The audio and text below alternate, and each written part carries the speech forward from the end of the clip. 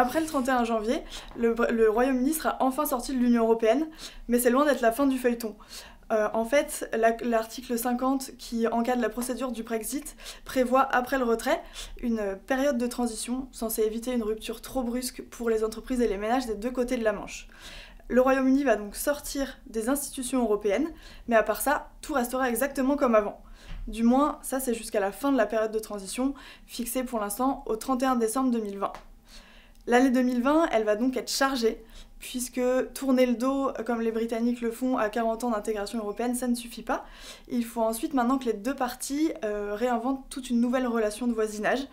L'accord de retrait, en fait, qui a été adopté par les parlementaires britanniques en janvier et arraché in extremis, on s'en souvient, par Boris Johnson à l'automne 2019. This is a great deal for our country, for the UK. I also believe it's a very good deal for our friends in the EU.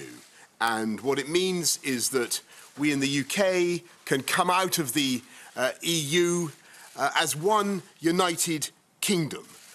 Il a réglé les points de tension, on va dire, principaux, à savoir le non-rétablissement d'une frontière entre les deux Irlandes et le maintien des droits des ressortissants européens outre-Manche, et vice-versa, même s'ils sont beaucoup moins nombreux.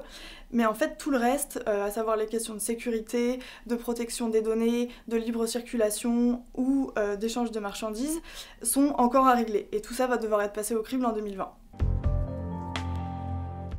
Alors, Londres et Bruxelles ont en tout 10 mois pour s'entendre, donc c'est un délai extrêmement serré quand on sait que le dernier accord négocié par l'Union européenne avec le Canada a nécessité plus de 8 ans de tractation. Donc il va falloir forcément fixer des priorités, tout ne pourra pas être traité.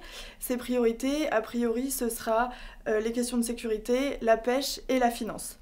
Alors la pêche, eh bien tout simplement parce que Boris Johnson souhaite reprendre le contrôle des eaux territoriales britanniques dans lesquelles les pêcheurs européens pêchent quasiment la moitié de leurs poissons.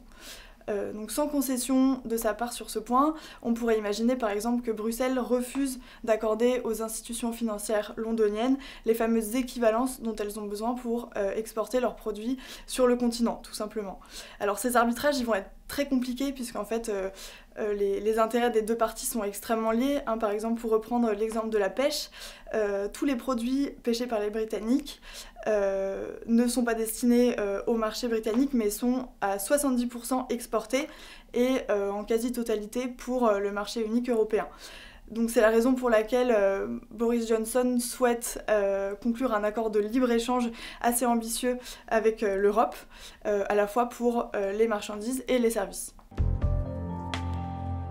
Eh bien pas du tout. En fait, concernant les services, Bruxelles et l'Union européenne en général est très dépendante des produits financiers qui sont fournis par Londres, donc elle n'a pas du tout intérêt à un accord de libre-échange dans ce domaine.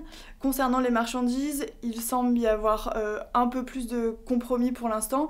En tout cas, l'Union européenne prône un accord zéro quota et zéro tarif douanier avec les Britanniques, mais également un accord zéro dumping, et c'est là que ça risque peut-être de coincer, puisque les Européens craignent en fait que Boris Johnson ne se serve du Brexit pour faire de son pays un paradis déréglementé pour les entreprises. Et en effet, s'il ne respecte pas les standards européens sur les règles, sur les aides d'État, sur la fiscalité ou sur le droit des travailleurs, eh bien c'est un scénario qu'on appelle Singapour sur Tamise et ça risque de poser problème.